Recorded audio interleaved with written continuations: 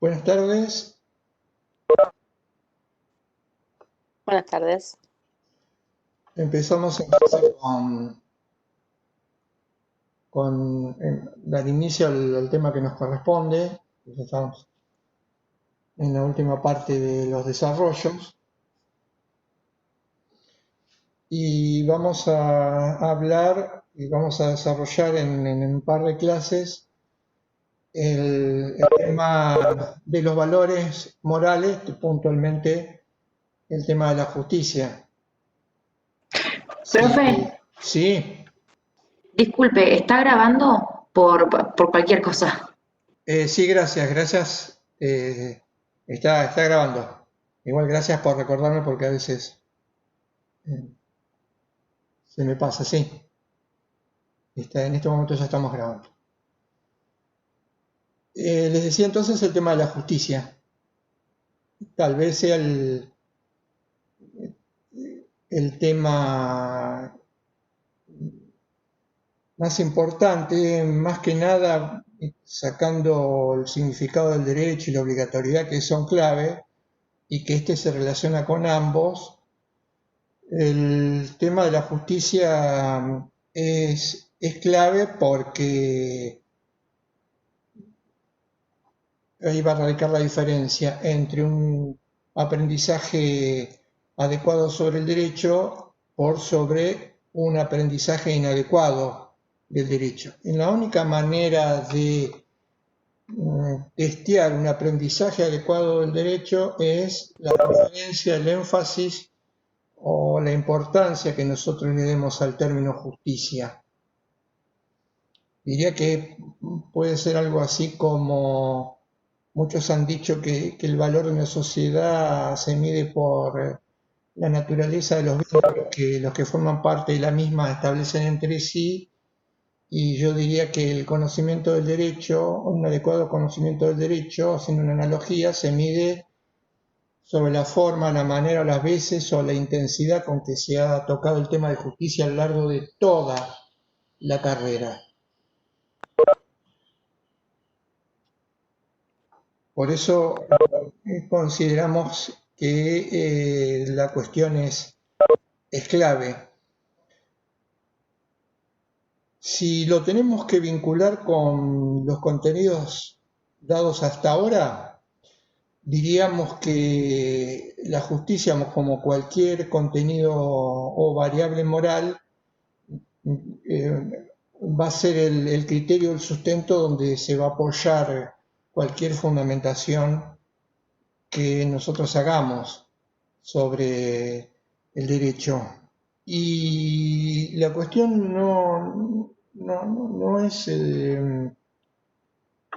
circunstancial o poco relevante, porque, como yo les comentaba en clases anteriores, en el último siglo, por decirlo de alguna manera, para fijar alguna fecha tentativa, siempre provisional, los filósofos del derecho están contestes en sostener que hay una profunda crisis de normatividad.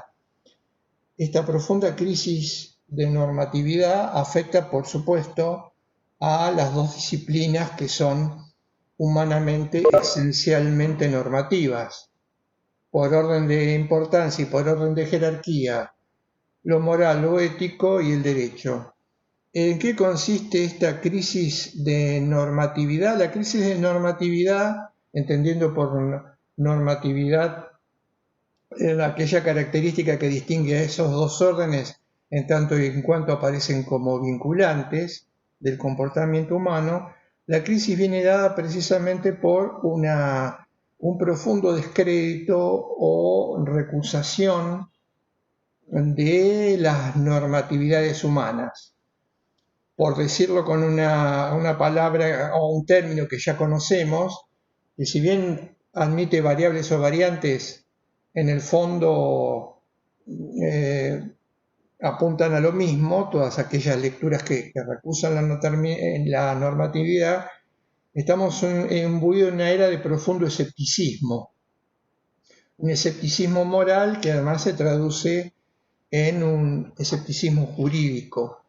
Por un lado, el rechazo, a veces explícito, a veces tácito, implícito, de criterios que tengan validez o que se consideren válidos para guiar la conducta del hombre, pero también, por otro lado, una necesidad manifiesta de aclarar o de pautas o normas que convenzan a los sujetos.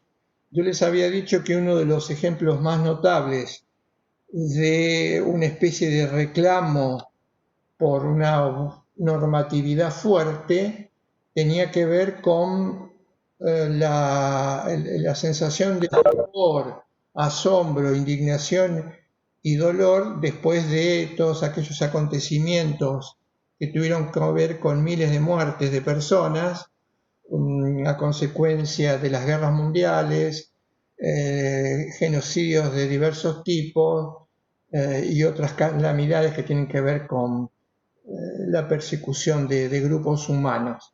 Este hecho que tiró por la borda la supuesta racionalidad del ser humano, también generó una especie de consenso, al menos tácito, en sostener la idea de que había límites que las acciones humanas no podían traspasar o superar, que el humano tenía cierta o tiene cierta limitación, que no cualquier cosa vale, que no todo vale, y esto después se vio trasuntado de alguna manera o en alguna forma en las declaraciones o la temática de los derechos humanos. Vamos a ponerle un término genérico o global como sería la temática de los derechos humanos.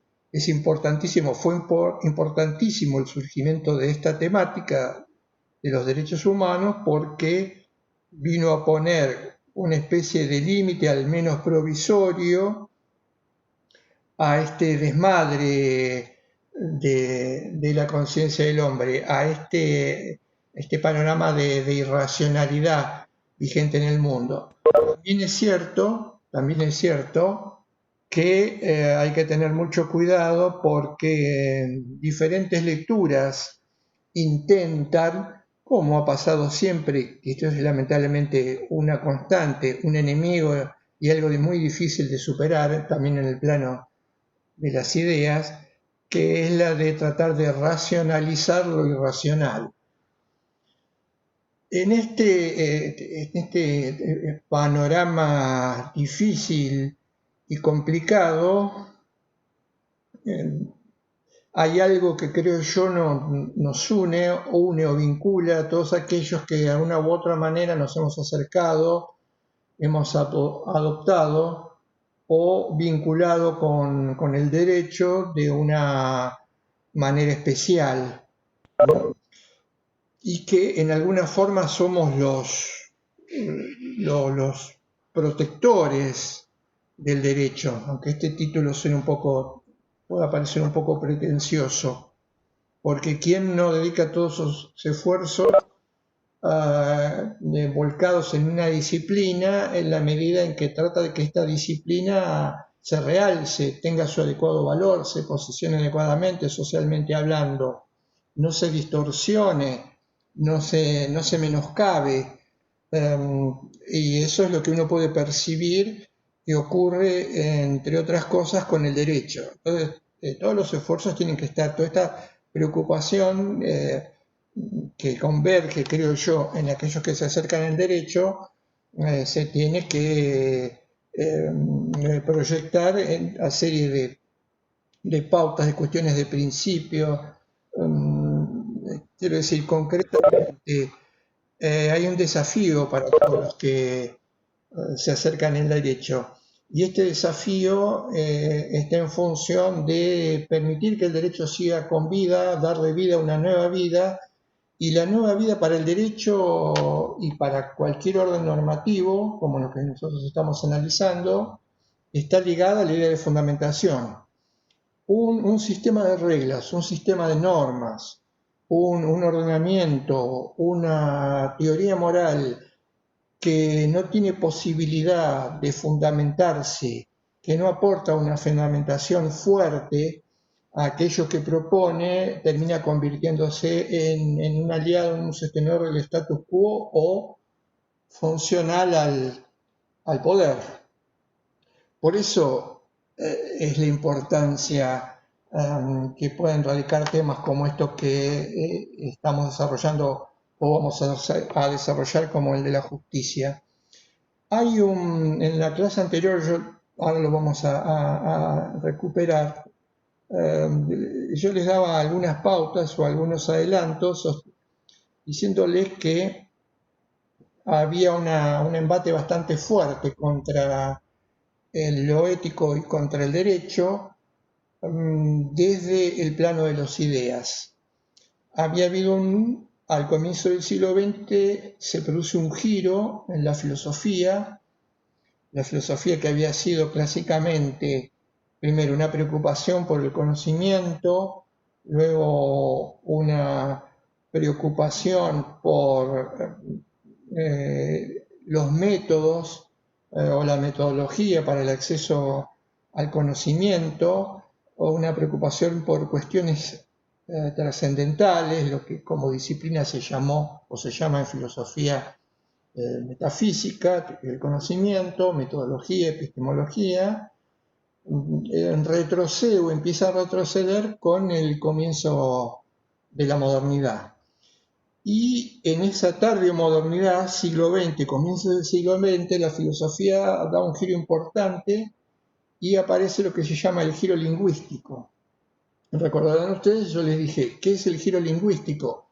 El giro lingüístico es un acercarse a cuestiones filosóficas, pero no ya desde la conciencia que conoce, sino desde el lenguaje mismo. Por eso el enorme auge de disciplinas como la filosofía del lenguaje. Este giro lingüístico dice, sus sostenedores dicen, a partir de ahora vamos a hacer filosofía con los límites que el propio lenguaje nos ofrece. Las respuestas, si es que hay respuestas a las cuestiones filosóficas, solo podrán encontrarse dentro del lenguaje mismo. Y todo aquello que desborde el lenguaje, que no pueda ser expresado a partir o a través de palabras, tendrá que dejarse de un lado, no tendrán sentido, o como en aquella famosa expresión, de lo que no se puede hablar, si lo que no puede representarse a través del lenguaje, mejor es callarlo.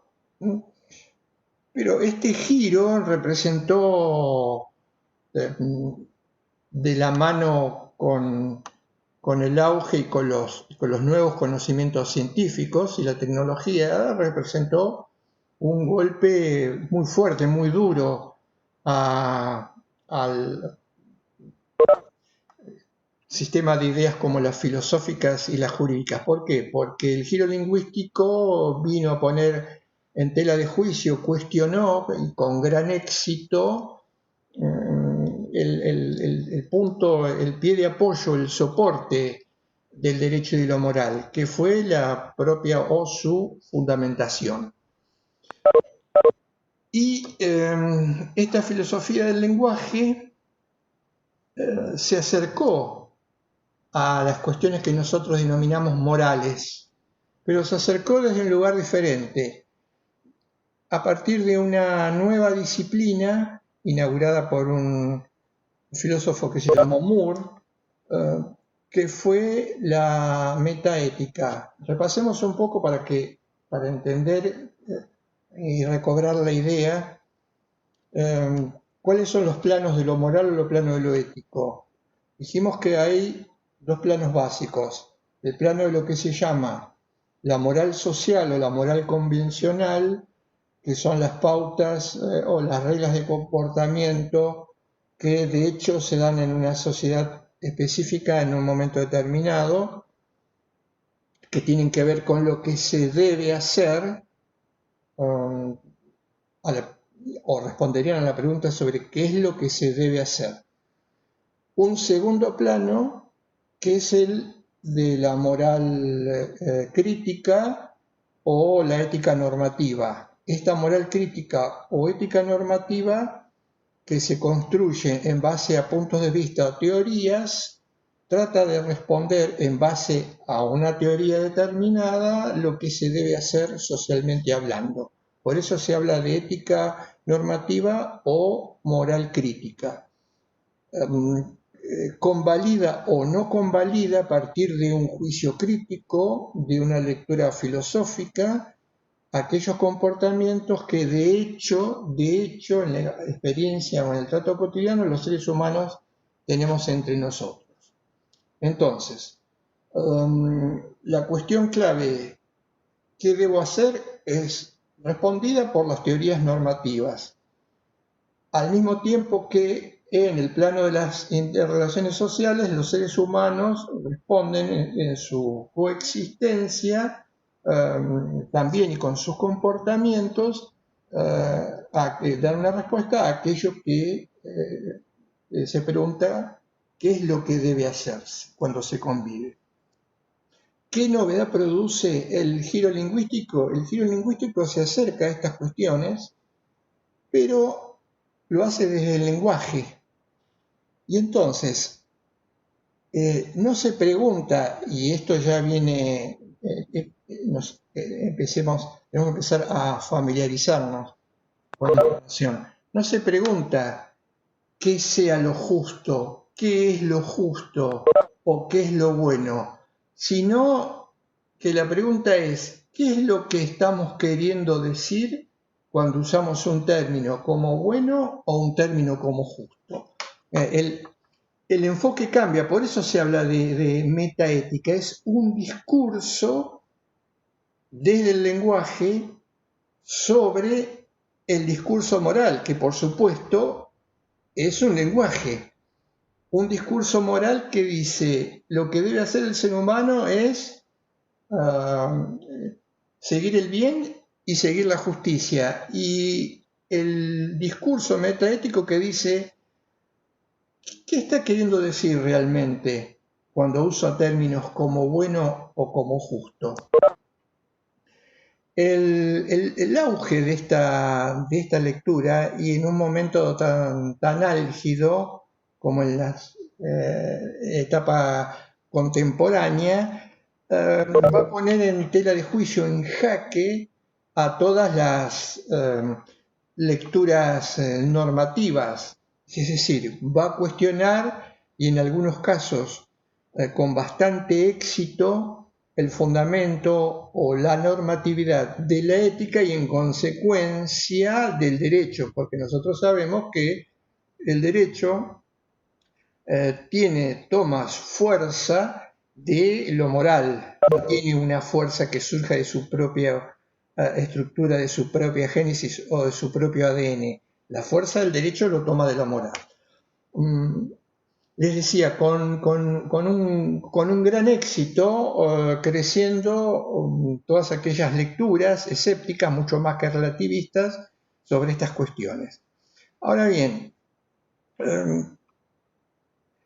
de todas las posibilidades, de las diferentes variables o variantes de metaética, hay una que se destaca, por eso hay que traer la tela de juicio, tal vez la más importante, la que más fuerza tuvo, que fue una lectura que se llama emotivismo, parte de la familia del subjetivismo moral, subjetivismo ético.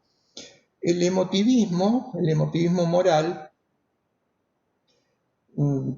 lo traigo a colación porque esta lectura tuvo mucho peso, tuvo mucha influencia y tiene todavía mucho peso y mucha influencia, y fue por ejemplo el punto de vista que sobre la justicia adoptó Kelsen, que fue uno de los grandes epígonos de la negación de la justicia como facultad humana con visos de racionalidad. Vamos a explicar esto, pero ya tenemos que ir sabiendo que la lectura de Kelsen era desde el plano de la metaética, del plano del lenguaje moral, una lectura emotivista.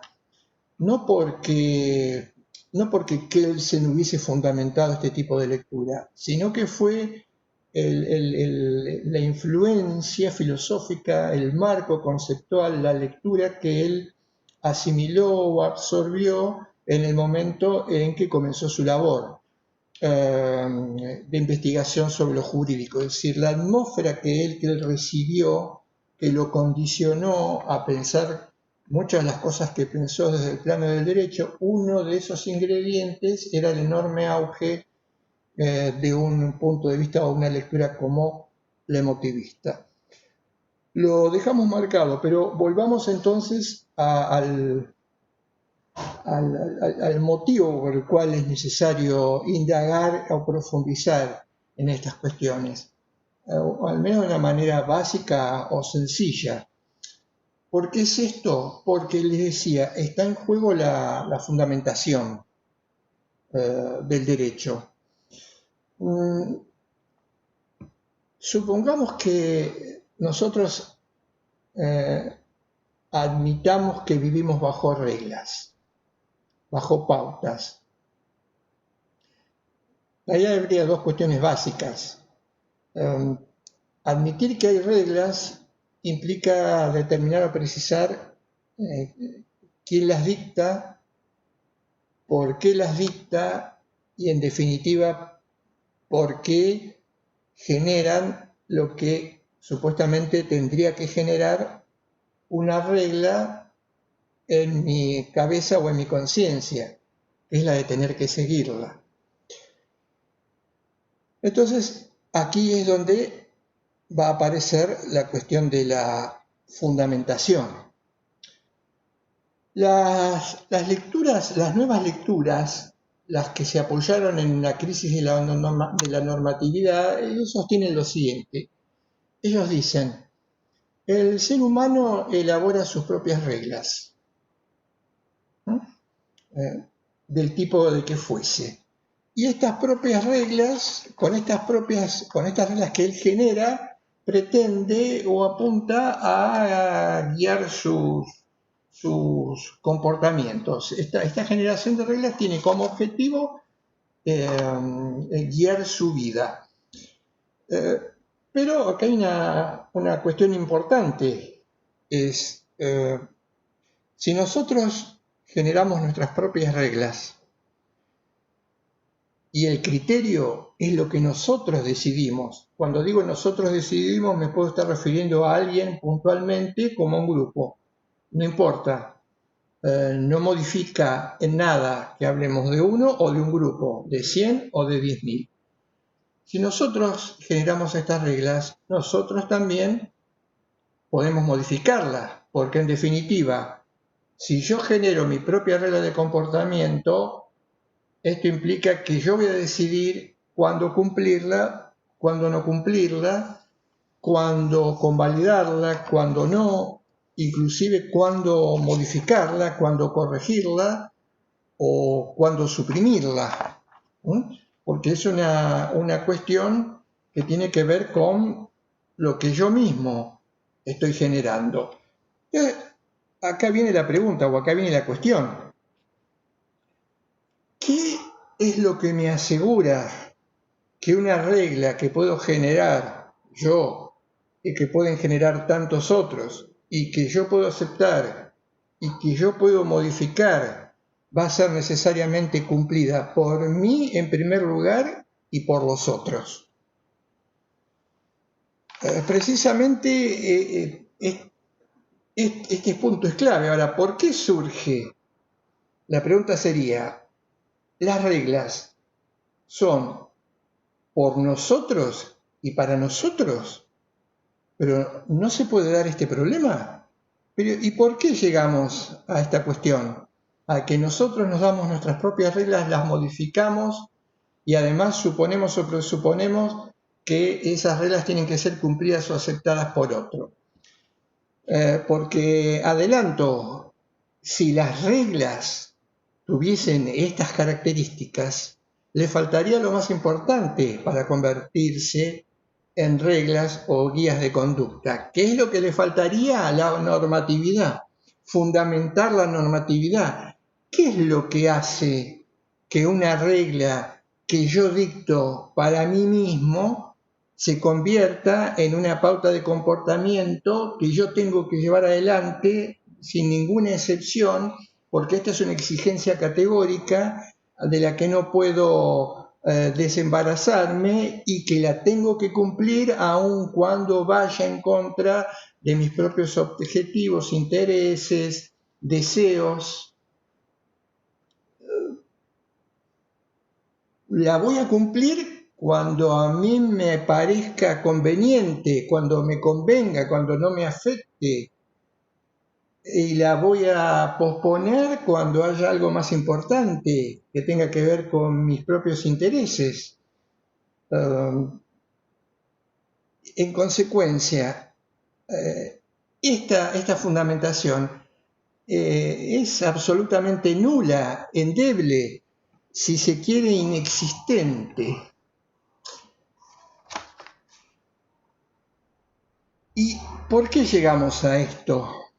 Llegamos a esto por las enormes modificaciones que se producen, porque seguramente ustedes ya se estén dando cuenta, pero si no lo voy adelantando. Esto podría ocurrir en la realidad, en la vida social. Podríamos tener sistemas éticos, sistemas normativos, sistemas jurídicos cuya fundamentación, es decir, nada, endeble, inexistente, sea similar o igual al ejemplo que estoy planteando. Y esto es lo que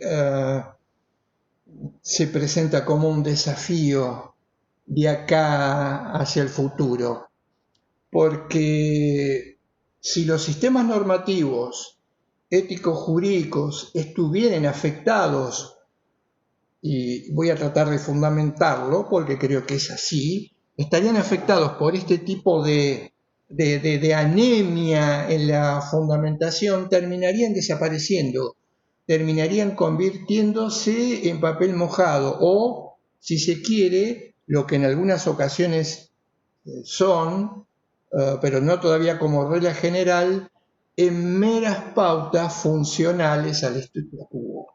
Pero entonces ya no tendríamos más que hablar del derecho, su obligatoriedad, los valores, la justicia y otro tema importante, los derechos humanos.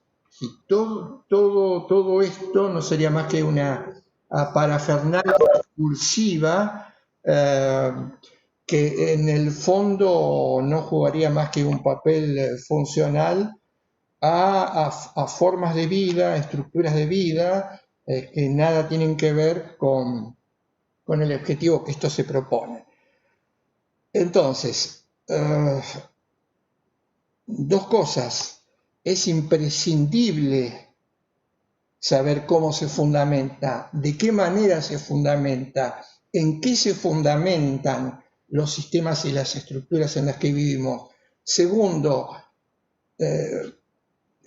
cómo fundamentarlas adecuadamente, qué hacer para modificarlas, para convertirlas en aquello que en algún momento fueron sistemas sólidos,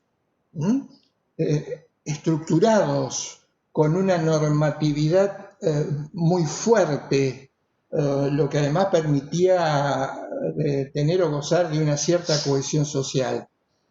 Este tema, por supuesto, desborda y excede por mucho lo que podría consistir una simple regla, un artículo, un plazo, un vencimiento,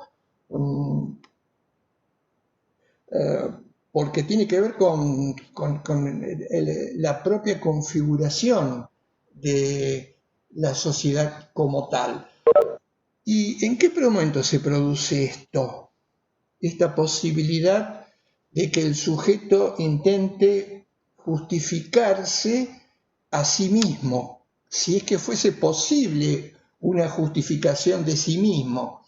Recuerden ustedes que ya hablamos en su momento de lo importante que es la justificación en el terreno moral y en el terreno jurídico, y por supuesto la diferencia que tenía con la explicación. ¿En qué momento se produce? No, esto se produce en ese cambio, en ese giro completo, total, que da la humanidad cuando comienza o cuando aparece la filosofía moderna. Rasgos, lo que muchos autores denominan los rasgos de la filosofía moderna, ese cambio total, completo de paradigma. Es necesario conocerlo, si no lo conocemos, aprenderlo, si no lo recordamos, releerlo, volver hacia atrás, porque a partir de allí se van a producir tres acontecimientos que son fundamentales y que hoy ponen en jaque a la humanidad como tal y a sus sistemas, básicamente morales y jurídicos, pero también económicos, políticos, etc. Lo primero, brevemente, como rasgos de la modernidad que nos van a llevar a esto, está por un lado la pérdida de lo que se llama la noción teleológica de la naturaleza. Cuando vimos idea del derecho en la naturaleza de las cosas, dijimos que la naturaleza como tal tiene sus propios ritmos, sus propias reglas, su propia legalidad interna, su propia estructura de sentido que tiene o que debe respetarse. ¿Qué pasa con la modernidad? Bueno, esta idea se rompe. Ya la naturaleza no tiene una finalidad intrínseca que el ser humano tiene que conocer, tiene que respetar y tiene que compartir. Porque pasamos de un cosmos, estoy hablando del paso de la edad del medioevo y renacimiento de la edad moderna, pasamos de un cosmos a el mundo como si fuese, como decía Descartes, una red extensa. Entonces, la naturaleza, el mundo se convierte simplemente en una superficie que no tiene nada que ofrecer al ser humano más allá de su extensión y su consistencia cósmica. Y aclaro, toda la batería, ¿cómo denominarlo?, de agresión a partir de ahí a la naturaleza y al entorno, de lo que muchos hacen gala, se produce a consecuencia de esta negación del carácter teleológico de la naturaleza o del mundo. Por eso, cuando hablamos de idea del derecho y naturaleza de las cosas, decíamos que el respeto a la madre tierra es esencial. Esta es una de las cuestiones que la modernidad pasa por completo, por alto.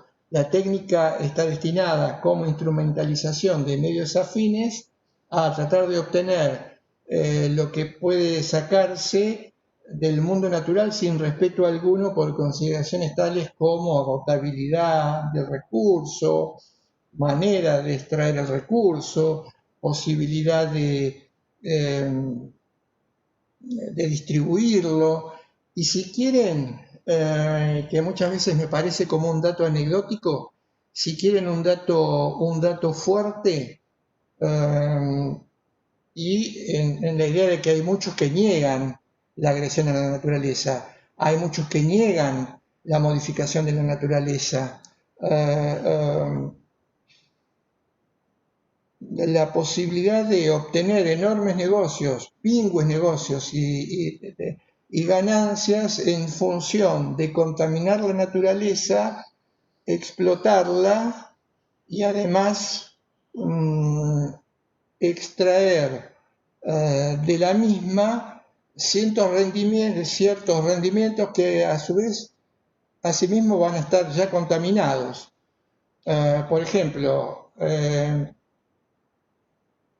el glifosato que aparece en los cultivos como la soja, además de ser la soja un monocultivo invasivo que requiere de años para volver a recuperar el terreno, a eso le hemos agregado que le ponemos, para que no lo afecten las plagas, un compuesto químico que es un veneno que mata todo lo que está alrededor y que a su vez genera algún desarreglo, si se quiere, en este producto. Esperemos, lo pongo como ejemplo porque me parece que, más allá de que pueda ser anecdótico, es fortísimo. Esperemos que en algún momento se revierta esta situación y se consiga llevar adelante una iniciativa, por ejemplo, en los países europeos, de eliminar este tipo de compuesto químico que mata todo lo que ve, menos a la soja, aunque influye negativamente en su composición ulterior, y no se permita o se permita este cultivo de una manera racional y con una protección racional. La irracionalidad, que tiene que ver con la ganancia y con el afán de lucro, implica comportamientos de este tipo que pueden poner en jaque la vida de la humanidad. Dejando el ejemplo, y hay muchísimos más, y volviendo hacia atrás, diría que otro de los rasgos, de los acontecimientos que se dan en la modernidad es el cambio de lectura sobre el hombre. Es como se modifica la lectura que el ser humano tiene de sí mismo.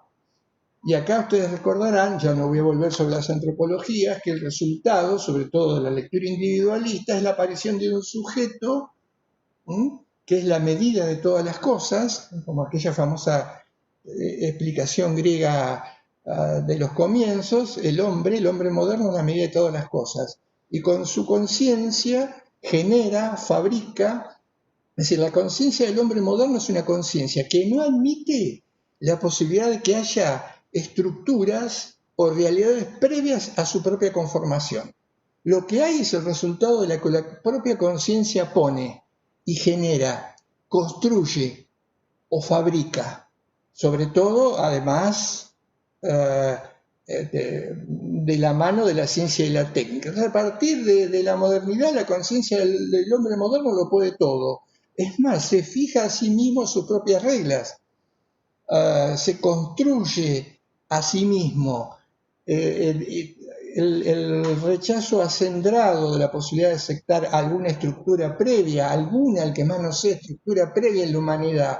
No, el ser humano es el resultado de lo que él hace sobre sí mismo. Él se inventa a sí mismo. Acá ya vamos viendo, va quedando claro cómo esta modificación en el planeta sobre las características de la vida en común lleva a una situación como la actual, en donde el emotivismo barre con todo tipo de normatividad, y lo vamos a ver, por supuesto, en el ámbito del derecho y en el ámbito de lo moral. Pero sin entender las causas, sin entender la historia, sin descubrir lo que hay debajo de esto, sin hacer, como decían los filósofos de la sospecha, en algo en lo que sí tenían razón, sin hacer una especie de genealogía sobre por qué tenemos lo que hoy tenemos, es imposible para quien lo soporta poder modificarlo. Y una última instancia que es también muy importante, sobre todo en punto a las ideas, en punto a las teorías. que es lo que se llama la inmanentización del pensamiento. Ustedes saben que hay dos nociones: inmanencia, que es metido hacia adentro, y trascendencia, que es lo que va o está por afuera del sujeto. Entonces, la inmanentización del pensamiento se produce ¿por qué? Porque en la modernidad se dice, hemos alcanzado la mayoría de edad. En consecuencia, nos soltamos la mano de aquel que nos ha guiado a lo largo de todo nuestro desarrollo.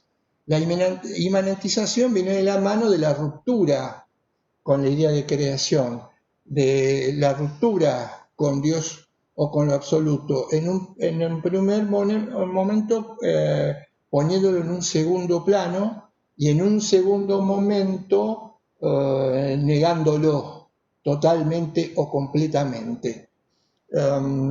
¿Esto por qué se produce? Porque el hombre moderno,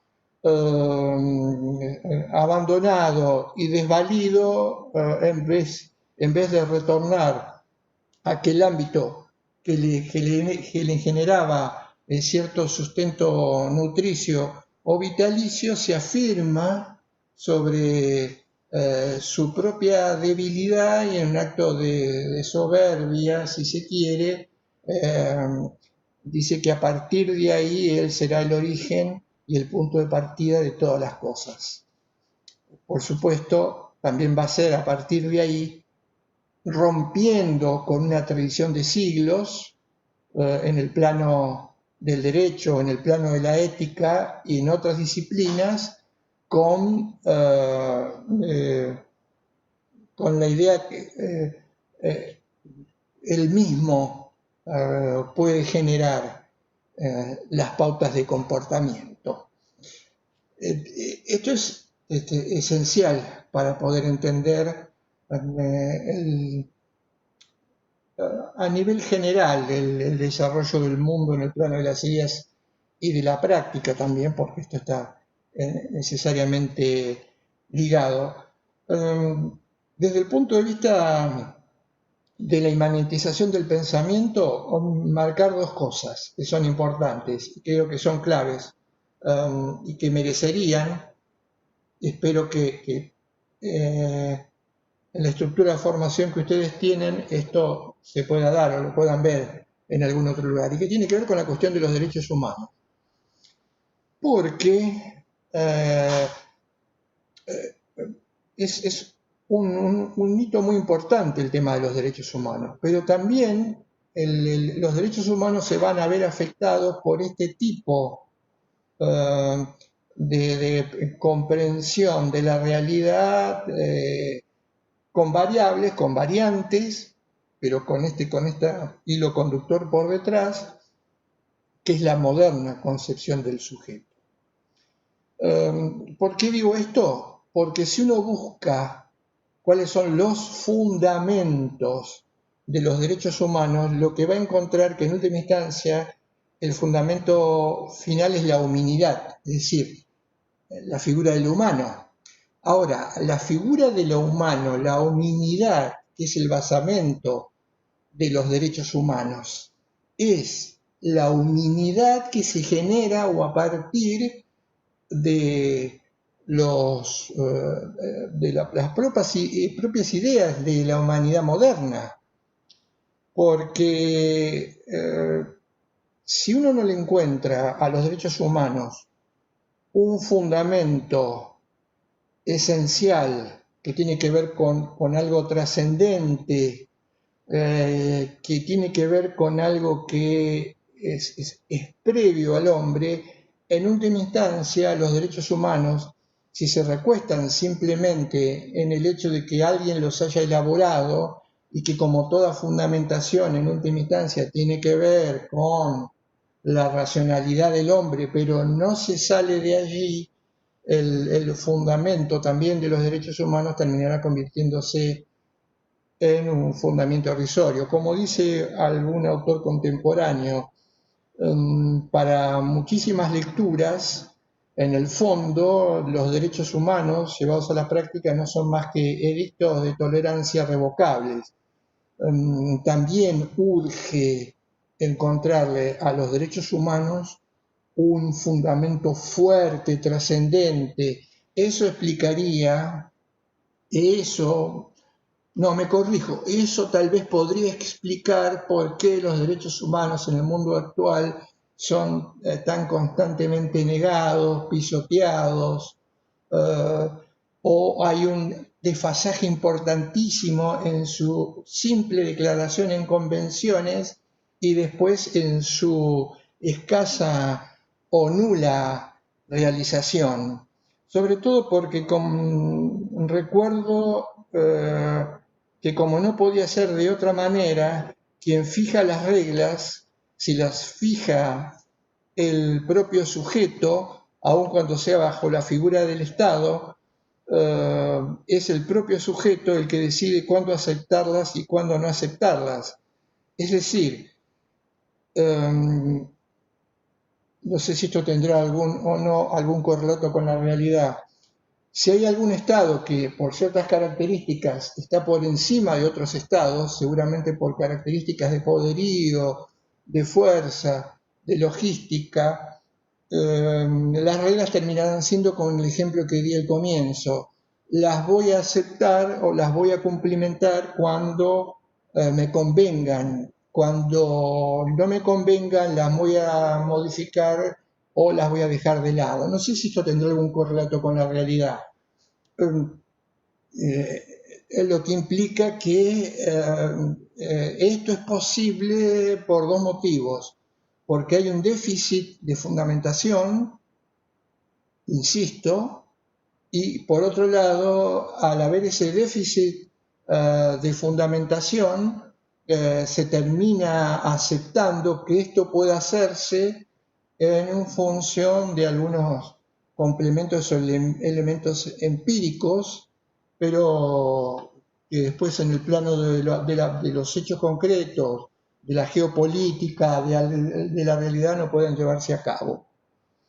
Y mientras tanto, quienes necesitamos de ciertos derechos humanos nos vemos impávidos como en ese juego, en esa ficción de los derechos humanos que no se cumplen, porque quien los dicta los acepta si lo benefician, y en cuanto no lo benefician los dejan de lado y los demás miramos, estamos inmersos. Llegamos entonces, o podemos empezar a transitar o a intentar recuperar el tema de la justicia, que tiene que ver con el tema de la fundamentación. Porque uno diría, en este panorama, ¿cuál es la función que cumple la justicia? Y evidentemente lo justo, la justicia, la ética, han perdido un enorme terreno en los últimos siglos. Y ese terreno se lo ha visto claramente, o se ha visto esto claramente en el intento de separación y luego la posterior separación del derecho con la justicia. Dos entidades que estaban imbricadas entre sí, por supuesto no digo de fusionadas, sino marcadamente imbricadas, relacionadas, constituyéndose el soporte uno de los otros, con la modernidad se pierde. La modernidad arranca, separa la idea de justicia de la idea del derecho, y a partir de allí la justicia, como tantas otras exigencias, van a pasar a ocupar un lugar absolutamente secundario. Es cierto que también en el último siglo ha habido como una especie de, y yo lo conté en la clase anterior, o en algunas clases, de intento de recuperar el valor de la racionalidad práctica, lo que los autores llaman la racionalidad práctica, es decir, la posibilidad de fijarse pautas de comportamiento, descubrirlas y que estas pautas de comportamiento sean verdaderas, moralmente verdaderas. Esto es lo que se llama la rehabilitación de la razón práctica. Porque, claro, la modernidad había arrasado con toda la cuestión valorativa, con el auge, el enorme auge todavía no sepultado del positivismo como actitud ante la vida, ante el mundo y ante el derecho. Se recupera, pero aparece un inconveniente, porque hoy tenemos lecturas que intentan recuperar esta racionalidad práctica a la usanza de aquellas teorías tradicionales que se habían denominado teorías naturalistas. Todavía hay teorías que mantienen la actitud o la mentalidad positivista. Y también hay lecturas que se llaman transpositivistas, es decir, que si bien no tratan de recuperar lecturas clásicas o tradicionales del derecho, no aceptan las lecturas positivistas, pero intentan volver a Carlos, sí, Carlos, perdóname. sí. Estos últimos 2 o 3 minutos se había cortado. Habías desaparecido de imagen y te dejaste de escuchar. Ahora se me está escuchando y se me ve bien. Marina. Porque no hay señal. Se fue la señal.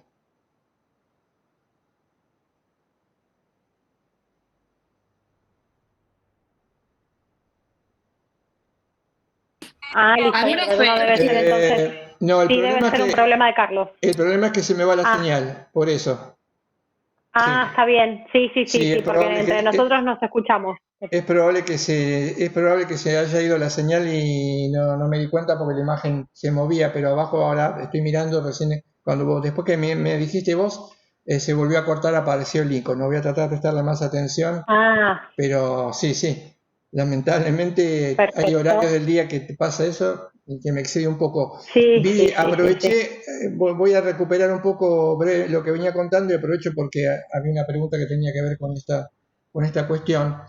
Les decía que en la actualidad hay lo que se llama un movimiento que intenta recuperar la racionalidad en materia práctica, en materia ética o en materia moral. Se trata de volver a trabajar la posibilidad de descubrir principios de carácter moral, por supuesto de carácter universal, que nos guíen personal y socialmente en aquello que tenemos que hacer, en la discusión de la ética de toda la historia. Esto se llama rehabilitar la racionalidad práctica. ¿Por qué? Como lo vamos a ver en autores paradigmáticos como Kelsen, niegan que la racionalidad humana tenga una dimensión moral. Admiten simplemente lo que se llama la racionalidad instrumental, que es la capacidad de buscar aquellos medios que sean lo más eficientes para la búsqueda de cualquier objetivo. Cualquier objetivo pone a trabajar en la cabeza de los sujetos la racionalidad instrumental. Aquellos medios que generen menos costo y nos den un mayor beneficio. Eso se llama racionalidad instrumental, que es la racionalidad propia de la edad moderna y que es la racionalidad de la que hablaban y que solamente admitían autores paradigmáticos, por ejemplo en el caso del derecho, como lo vengo diciendo, como Kelsen. Hoy se trata de recuperar una racionalidad práctica que permita fijar de manera objetiva y con validez universal ciertos fines. ¿Se acuerdan cuando hablamos de los fines en el derecho? cuando explicábamos lo que el doctor Negri consideraba como las finalidades en el derecho. Bien, la lectura tradicional, la lectura que él señala, dice que los fines no se pueden visualizar racionalmente. El fin no es más que una decisión arbitraria del sujeto o de los sujetos. Lo que sí se puede hacer, por eso estos autores ven al derecho como una técnica de control social, es utilizarlo como un medio para el objetivo que a cada uno de nosotros se nos ocurra. Esto es la recuperación de la racionalidad práctica. Pero el problema está en que la mayoría de estas lecturas, cuando tienen que fundamentar el retorno, el regreso a la ética y al derecho, vuelven a caer en el problema o en el error generado en la modernidad. Es decir, todas sus fundamentaciones son inmanentes. Inmanentes, ¿qué quiere decir? Aparecen, se desarrollan y se agotan en el propio sujeto. Una justificación, como ya lo estamos aprendiendo y entendiendo, una fundamentación que solo se apoye en el sujeto, en la conciencia del sujeto, es una fundamentación inmanentista y que en consecuencia, si tuviéramos que utilizar una analogía, podríamos utilizar para su inutilidad o para su debilidad la famosa expresión intentar salvarse salir de un pantano tirándose de los propios cabellos.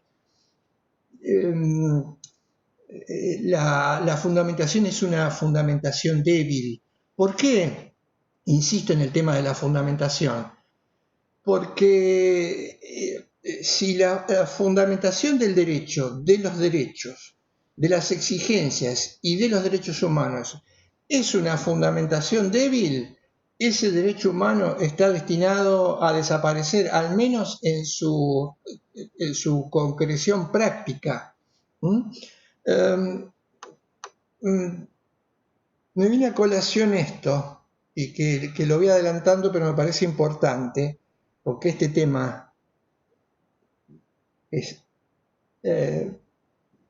determinante.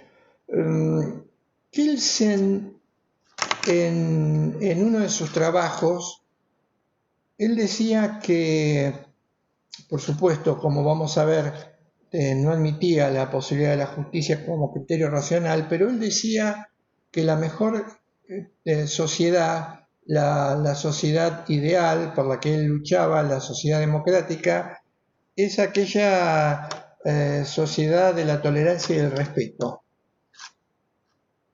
O sea, los valores son una cosa irracional, no hay medida, no hay posibilidad de obtener valores absolutos, saquémonos de la cabeza. Yo pugno, decía él, lucho por una sociedad democrática en donde la libertad vaya de la mano de la tolerancia y el respeto. Hay un pequeño problema con una argumentación de este tipo, que es una argumentación de alguna manera relativista. Si yo niego la posibilidad de que existan criterios absolutos que estén por arriba de los sujetos y que puedan ser, en consecuencia, admitidos y compartidos por todos los sujetos, decir que estos criterios no existen y que yo considero que el ideal democrático es la tolerancia y el respeto. Alguien puede decir, no hay criterios absolutos, en consecuencia, para vos, la tolerancia y el respeto pueden ser un valor importante, pero no si no hay criterios de demarcación que sean más importante lo que yo como sociedad considero como válido, que es la intolerancia y el irrespeto. Hay un callejón sin salida. ¿Se entendió? Lo repito, lo remarco. Si yo digo, no hay criterios absolutos para demarcar los valores, entre otros, la tolerancia y el respeto, pero tengo que determinar cuál es el contenido de los mismos que lo convierte en absoluto. es decir, exigible para cualquier sujeto y para cualquier sociedad, y digo, esto me lleva a defender la relatividad de estos dos valores que son muy importantes. De la vereda de enfrente me pueden decir, entonces no hay nada que establezca que no pueda haber al mismo tiempo intolerancia e irrespeto, y que la intolerancia y el respeto sean mejor que la tolerancia y el respeto. Este es el problema de las fundamentaciones débiles. Porque entonces quedamos completamente desarmados con nuestros propios argumentos ante los argumentos que está presentando el otro. Para vos la tolerancia y el respeto es bueno, para mí la intolerancia y el irrespeto es lo bueno. Y ahí aparece el problema y vaya a saber cómo termina o cómo se termina resolviendo. Vuelvo entonces a lo que estaba tratando de empezar a fundamentar. Aparece el tema de la justicia, la importancia de la justicia. Diría que hay la justicia tiene, como toda palabra con efectos o connotaciones muy fuertes, una larga historia. Ha habido muchísimas concepciones sobre lo justo, positivas, negativas, diferentes, lo que, por supuesto, ha sido consecuencia de las críticas o del enjuiciamiento que a la misma se ha hecho, por ejemplo, como la lectura que estábamos mencionando o referenciando recién. Pero esto tal vez se deba a que como exigencia fundamental, como exigencia estructural, no le esté permitido al ser humano, no esté a su alcance poder descubrir de una vez y para siempre y de una vez por todas la totalidad de implicaciones de la justicia, que aparece como toda exigencia con un carácter fuerte, absoluto, universal. Pero si somos consecuentes con nuestra propia comprensión como seres humanos, descubriremos que nuestra finitud y nuestra limitación nos impiden acercarnos a este ideal o a esta exigencia. Pero de ninguna manera esta dificultad, esta problemática, llevar tantos siglos de ir comprendiendo lo que sea la justicia, que como exigencia moral es siempre universal y absoluta, no se nos puede ir presentando a medida que vayamos evolucionando en nuestra manera de entenderla. Esto ya nos tendría que prevenir contra lecturas relativistas y contra lecturas escépticas. Ese no va a ser el inconveniente, ese no es el problema. Pero es un límite que los seres humanos no podemos superar, no podemos traspasar. Y de lo que se trata es de indicar que hay una exigencia de lo justo que podemos descubrir, que podemos percibir, y que necesariamente tendremos que trasladar en la medida en que lo hagamos a nuestros sistemas, sobre todo porque la justicia es un valor que tiene que incorporarse o tiene que incardinarse al derecho. La justicia no se reflota como idea cuando hablamos de la justicia y nos estamos refiriendo al Poder Judicial, como lo dije en alguna oportunidad. La justicia como exigencia solo análogamente, de una manera muy allá lejos y a las perdidas puede identificarse con un poder judicial.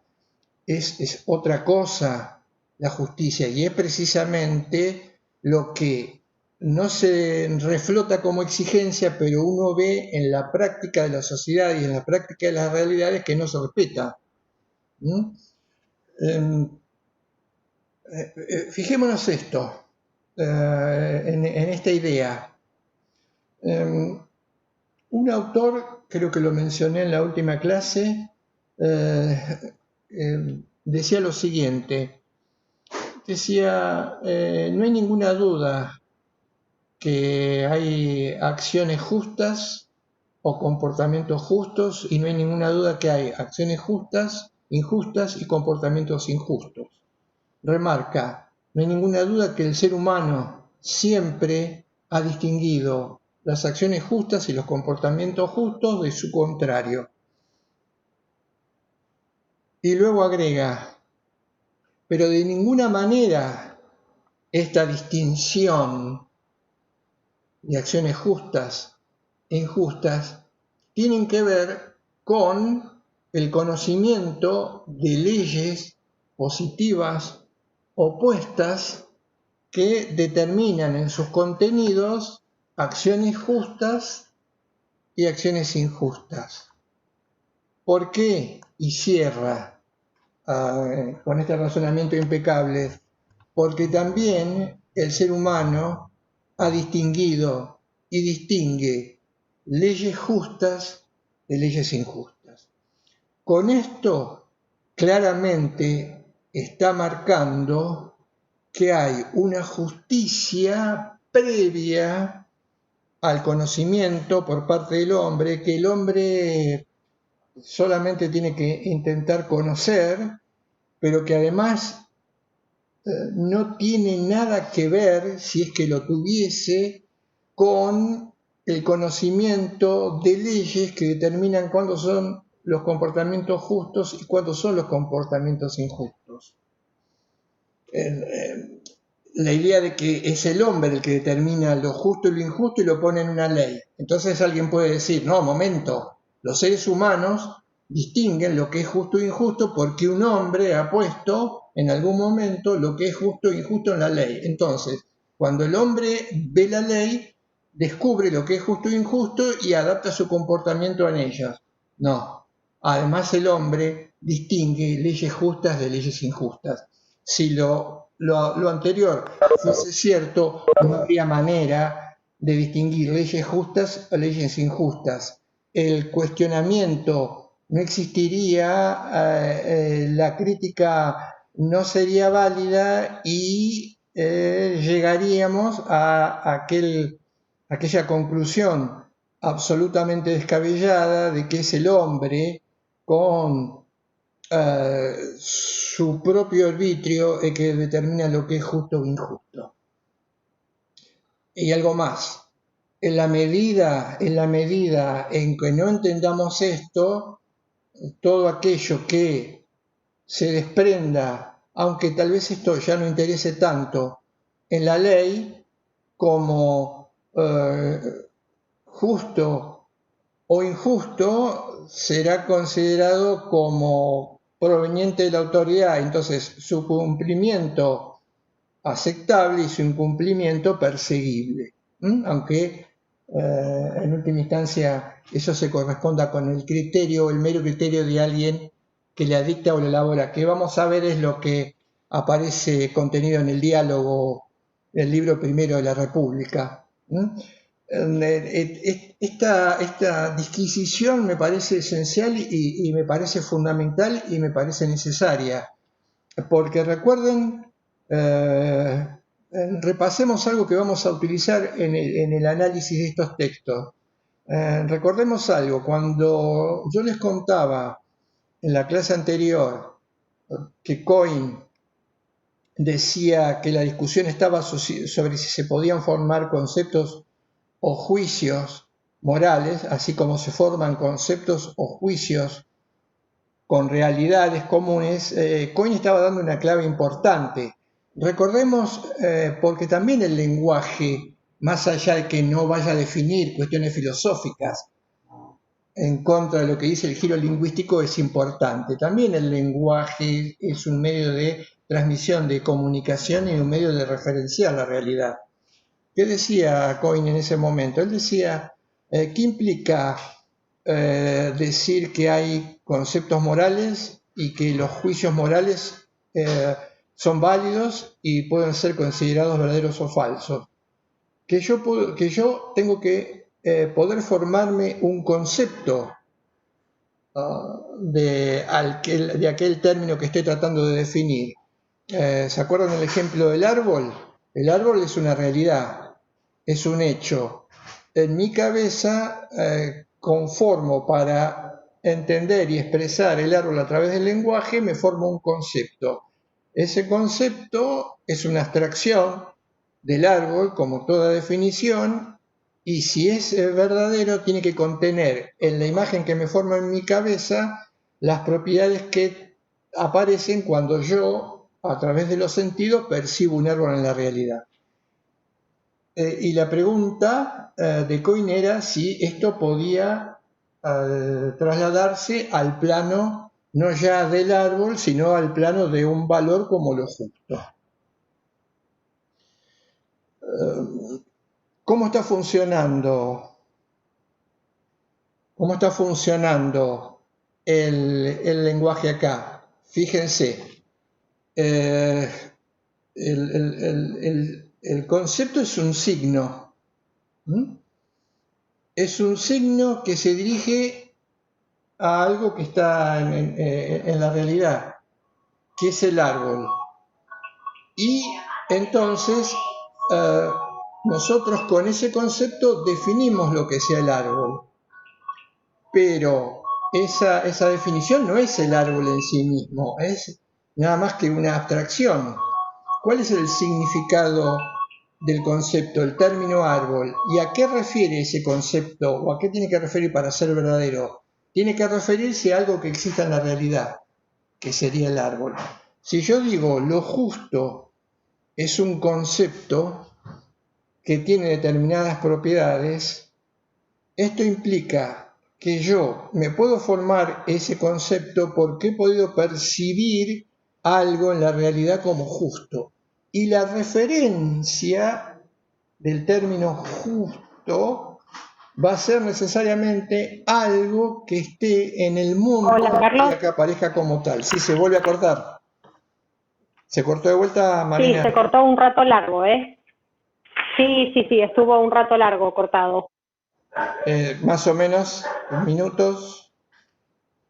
Y lo último que dijiste es que, bueno, llegaba a pensar que hay una justicia previa al hombre, aunque lo ponga después en una ley. Eso fue más o menos lo último que sé. Sí. Se quedó en el ejemplo del árbol. Voy a volver entonces con la idea. Bien, vuelvo con la idea.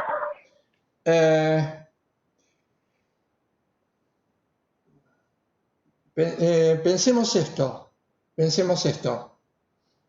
Imaginémonos esto. Un árbol y la palabra justo. Un árbol y la palabra justo. ¿Qué hacemos en la vida real? Nos formamos del árbol un concepto. El concepto implica que si cierro los ojos en mi cabeza y pienso en un árbol, aparece una imagen y esa imagen tiene que tener ciertas características o propiedades que son las características o propiedades que el árbol en la realidad tiene. Por supuesto, no de una manera completa o total. Yo en la abstracción, como les dije en algún momento, puedo ver el tronco, puedo ver las ramas y no mucho más. ¿Ese concepto es verdadero? Sí, en tanto y en cuanto esa imagen que yo me formo, que yo tengo y que se tendría que formar otro en la misma situación o en otro lugar, sea igual. El concepto no sería verdadero. Carlos. Sí. Carlos, perdón, estuvo cortado todo este último ratito. No se llegó a escuchar nada de cuando retomaste la idea. A ver, bueno, porque a mí no me sale como, claro, a mí no me sale, al no salirme a veces que está perdido que se fue la conexión, no me doy cuenta. Sí. Vuelvo entonces. La idea que yo me formo sobre el árbol, que es el concepto, ¿es verdadero? Sí, en mi cabeza, en la imagen aparece un tronco, unas ramas y unas hojas. Ese concepto es verdadero. porque de ahí va a venir la definición de árbol, refleja propiedades que el objeto que yo tengo enfrente mío, el árbol que está en el parque, tiene tales notas. Entonces puedo decir, el concepto que usted se formó es verdadero. El juicio que usted dice, los árboles tienen tal, es verdadero. ¿Por qué? Porque yo voy a la realidad, voy al parque y veo que el árbol que usted define en su cabeza es el árbol que usted tiene en su parque. Esto también tendría que ocurrir si de términos, conceptos o valores morales estamos hablando, porque nosotros estamos diciendo, se pueden formar conceptos de lo moral, estos conceptos ser verdaderos, y en consecuencia se pueden emitir juicios morales, y estos juicios morales ser verdaderos y válidos. Cuidado, verdaderos y válidos para todos, como es la imagen del árbol. Vamos a poner un ejemplo descabellado, pero para entender en lo absurdo la diferencia. Si 5 personas conectadas entre sí pensaran al mismo tiempo en un árbol y, si fuese posible, la imagen que uno se formara fuera de un árbol, la que otro se formara fuera de un perro, la que otra se formara fuera de un auto y la otra no se formara nada, no podríamos decir que el concepto que yo expreso como árbol es verdadero, porque ninguna de las otras personas se lo ha podido formar pensando en la imagen o contraponiéndose a la realidad que tiene. Por ejemplo, que el árbol fuese otra cosa. Entonces diríamos, el concepto que usted tiene del árbol no es verdadero, porque las propiedades que usted dice que tiene el árbol las tendría que ver que se formara un concepto o una imagen en cualquier lugar. Y todos los que se formaron un concepto o una imagen a la palabra árbol es diferente. Bueno, si esto ocurre, si esto pasase realmente, entonces ese concepto y esos juicios serían falsos. Con las exigencias morales pasa lo mismo. Si yo no puedo formar sobre la exigencia moral un concepto que respete sus propiedades y que además pueda darme cuenta que respeta sus propiedades porque observando, entrecomillado, percibiendo, entrecomillado, la exigencia moral tiene estas características, esto también tendría que ocurrir con cualquier persona. Cualquier persona tendría que tener la capacidad de formarse de la misma manera un concepto moral, y esto con decir con las propiedades, porque se supone, lo que estamos diciendo es que el conocimiento moral es un conocimiento asequible a cualquier persona, por eso puede ser universal y absoluto. Esto es independiente de que haya algunos inconvenientes que muchas veces, si uno tuviera que hacer una especie de test hipotético, no hiciera coincidir la imagen del valor moral, pero eso también ocurriría si se tratara de cosas físicas o describibles. ¿Qué sostenemos quienes abogamos por una fundamentación fuerte? Sostenemos que es posible formarse conceptos morales y emitir juicios morales y que estos sean verdaderos. Entonces, ¿qué es lo que tenemos que hacer?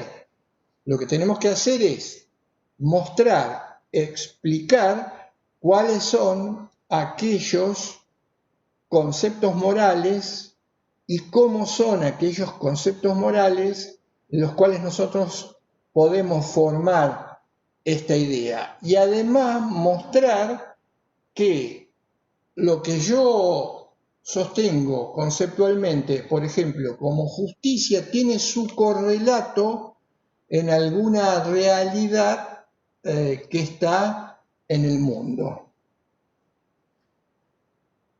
Las lecturas que niegan la posibilidad de fundamentar objetivamente los valores morales y el derecho van a negar esta segunda posibilidad.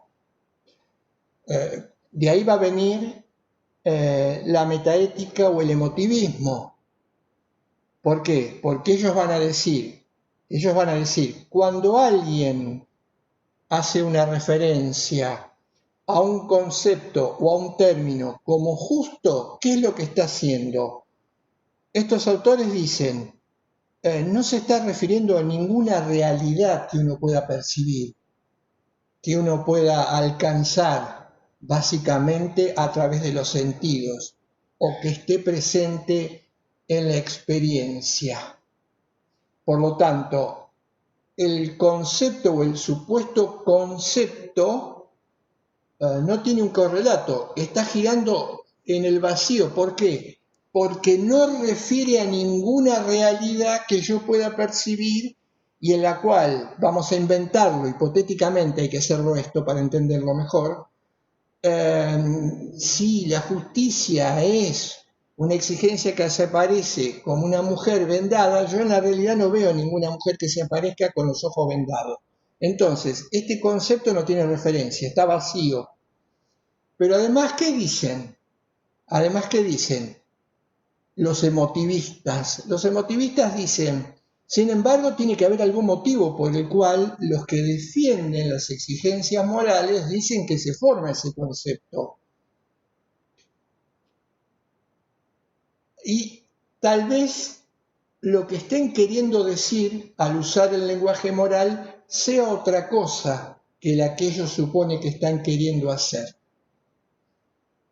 ¿Y qué es lo que están queriendo hacer, dicen los emotivistas? Aquellas personas que usan un lenguaje moral, dicen lo justo es esto, lo injusto es aquello, esta es la justicia. ¿Qué están queriendo hacer? ¿Qué están queriendo decir que no se ve a simple vista? Ellos dicen, seguramente lo que estén queriendo hacer, consciente o inconscientemente, es intentar influir en los demás. Porque si yo digo, esto es injusto, lo que estoy queriendo hacer es influir en el otro para que él vea algo que supuestamente coincida con lo que yo veo. Por ejemplo, una opción sería, cuando yo digo que algo es justo, es porque, en definitiva, lo que me causa es agrado.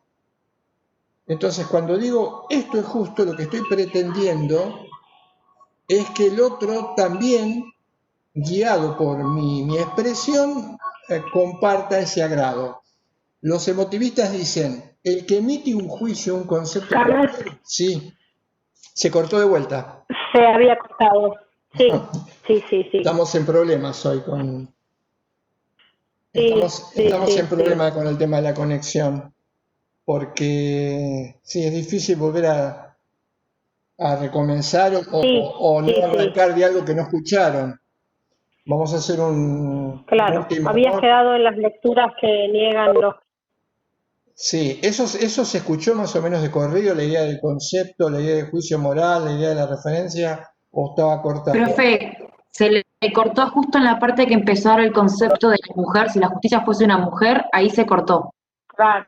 Bueno, vuelvo, vamos a ver si la tercera es la vencida, porque si esto no se entiende,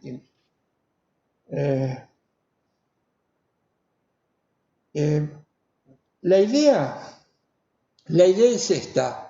Si yo digo que algo es justo, vamos a cambiarlo, a ver si lo cambiamos, lo acortamos, pero lo hacemos que sea entendible igual. Si yo digo esto es justo, no, ahí se me cortó de vuelta. Se cortó de nuevo. ¿Me escuchás, Marina? No, se cortó de vuelta. ¿Me escuchás, Marina? No, está cortada.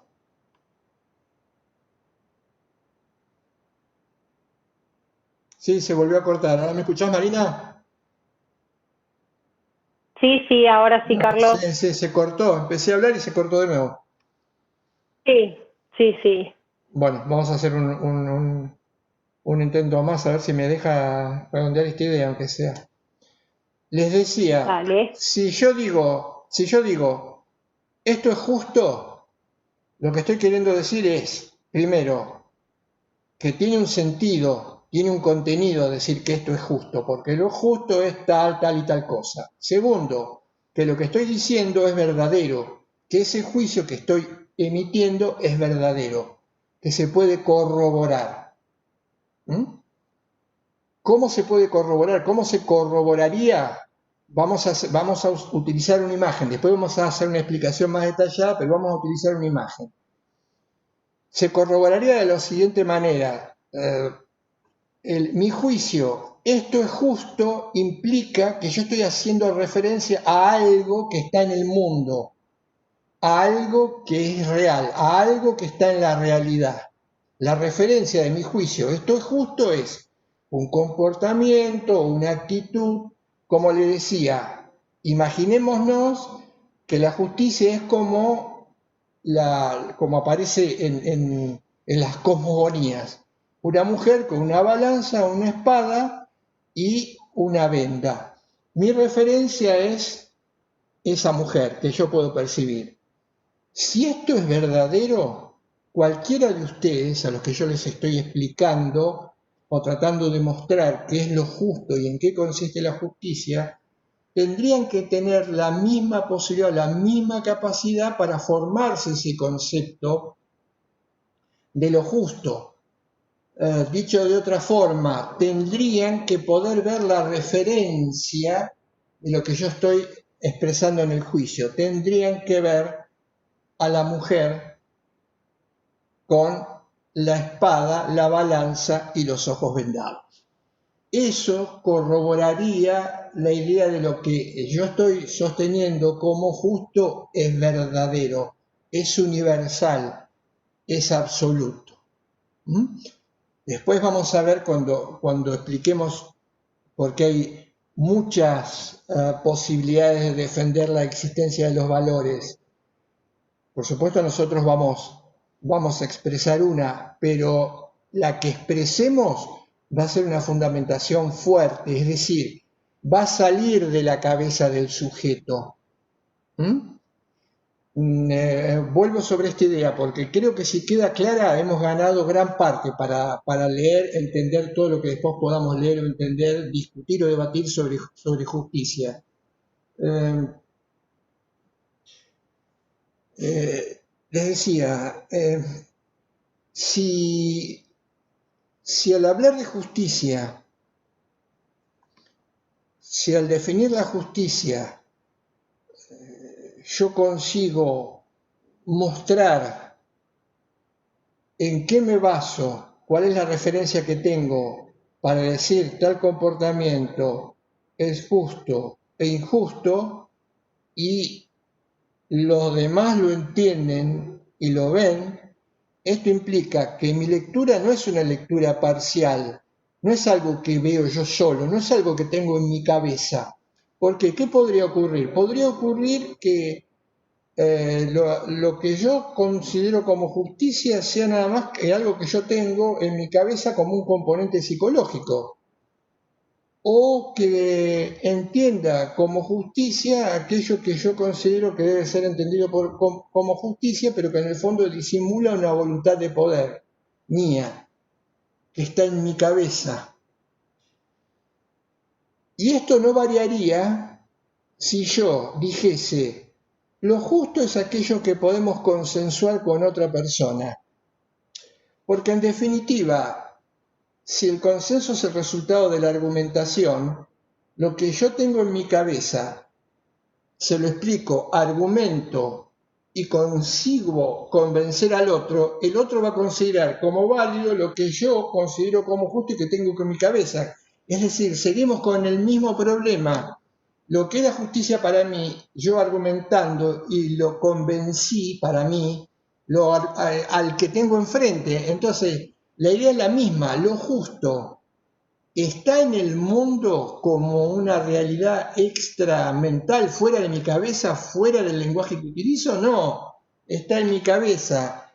Si digo que es una emoción, está en mi emoción. Si digo que es un gusto, está en mi gusto. La fundamentación fuerte tiene que ser trascendental. Yo tengo que hacer referencia a algo que puedo percibir, pero que no está en mi cabeza, que no es una creación mía, que no es algo que tiene que ver con un gusto mío, que no es algo que tiene que ver con un agrado mío, que no es algo que tiene que ver con mi propia voluntad de poder disimulada. que no es algo que tenga que ver con mi carácter de autoridad, porque todas esas fundamentaciones son relativas, débiles, inmanentistas, no demuestran, no fundamentan absolutamente nada, y en los hechos no van lugar a ningún comportamiento del otro, aprobándolo como si fuese cierto. A lo más lo que podría ser, como dicen algunos, con razón, ejercer fuerza o coacción para que actúe como si creyese o admitiese que lo que yo le estoy diciendo es justo o es válido. Pero así como es absolutamente imposible controlar cada conciencia y cada cabeza respecto de lo que tiene o puede hacer, que es un argumento que por el absurdo demuestra la inocuidad del hecho de que estas cuestiones se pueden lograr a partir de la amenaza, el castigo, la sanción, la fundamentación que yo tenga de la misma va a ser absolutamente débil y fragmentaria e insuficiente. Volvamos al ejemplo que les había dado. Traten de pensarlo conceptualmente de esta manera y volvamos al ejemplo que les había dado al comienzo, cuando les empecé a hablar de la posibilidad de percibir o no estas exigencias morales.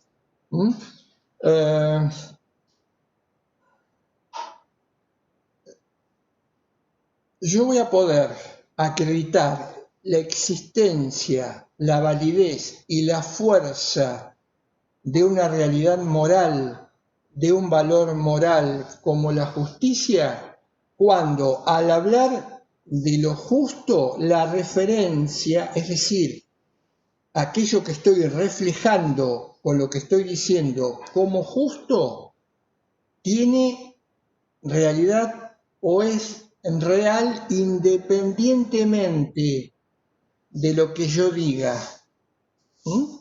Pero que la referencia no sea algo que está metido en mi propia estructura, en mi propia cabeza, en mi propia subjetividad, porque si no sería inmanentista y absolutamente inválida, sino que surja de un dato diverso e independiente, de algo que trascienda, que me trascienda a mí y que lo trascienda a los otros sujetos.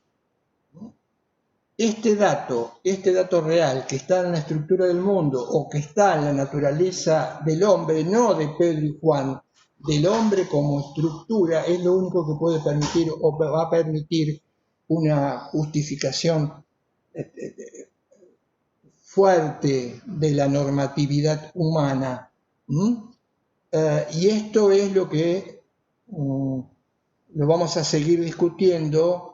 Yo quiero explicarles para que ustedes entiendan que tienen la mayoría de las fundamentaciones que se han originado en ese quiebre en la modernidad, en el derecho y en lo moral, de allí para acá.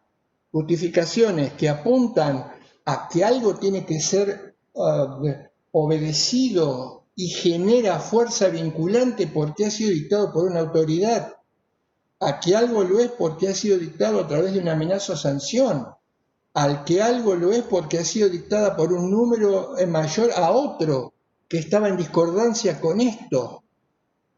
Todas estas exigencias giran en el vacío, no fundamentan ni justifican absolutamente nada y ponen o llevan en riesgo al derecho, como les acabo de decir, y a los derechos humanos.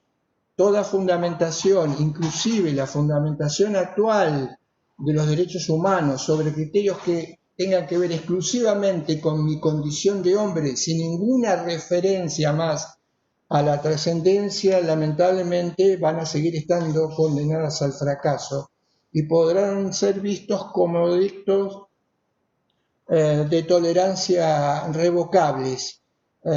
Y vuelvo entonces, cerraba, que lo que quería cerrar era esta idea.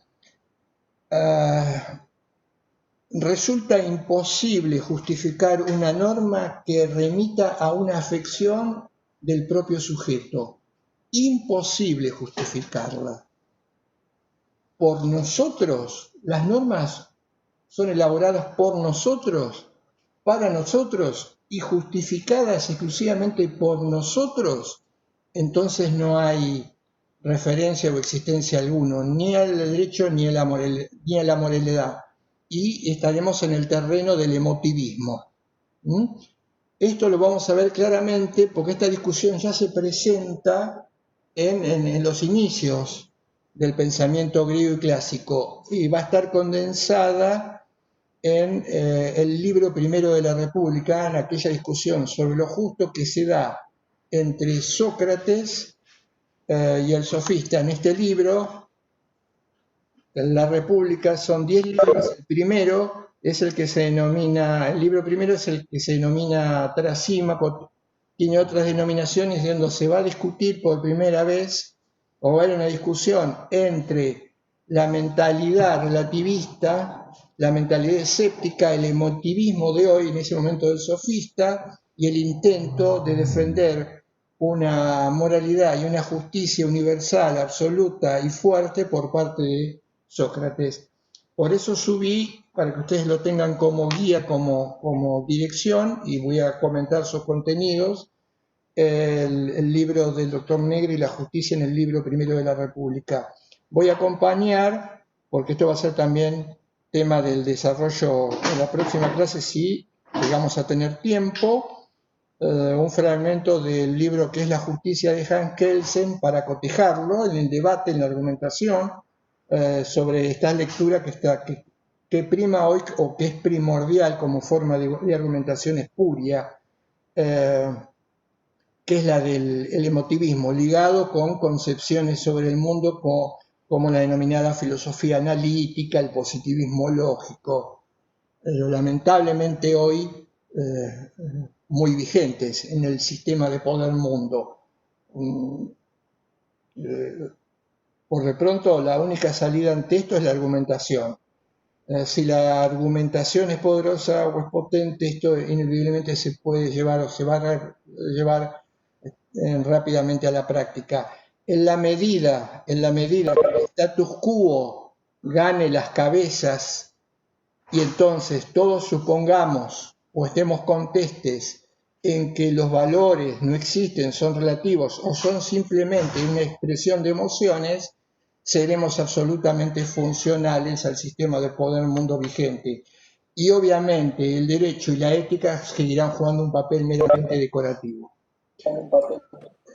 Bien, vamos a hacer el sondeo. Es una lástima porque hoy con todas las interrupciones fue muy difícil. Sé que para ustedes y para mí fue muy difícil sostener una elección de algo que no es tan sencillo, pero que si se explaya fluidamente se puede llegar a entender. Lamentablemente mi conexión no me jugó una mala pasada. Vamos a hacer el sondeo. Vamos a volver sobre esto con material, con una nueva explicación, con un análisis detallado para que esto por lo menos se entienda y se comprenda. Son cuestiones que se tienen que entender y después pueden dar lugar o no a una reflexión y a una ulterior acción al respecto.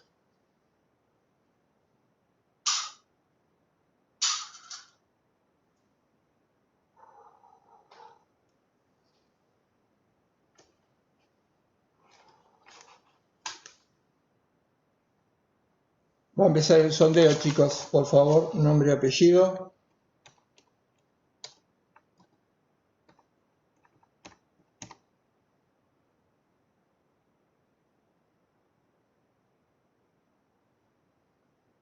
Empezó el sondeo. Si tienen algún inconveniente, nos lo hacen saber. Recordarles que la lista de faltas están en el aula virtual, así que por favor consulten.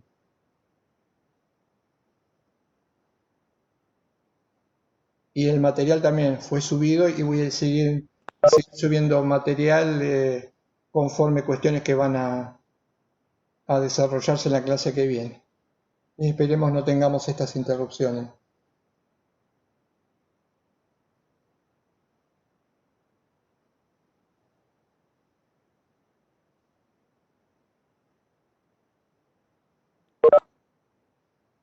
Profe, ¿Sí? Hernán Jiménez acaba de tener un problema con Webex, justo como que la aplicación le dejó de funcionar, no puedo hacer el sondeo, pero acaba de avisar en el grupo. Bien, bien, lo tenemos en cuenta entonces. Gracias. ¿No?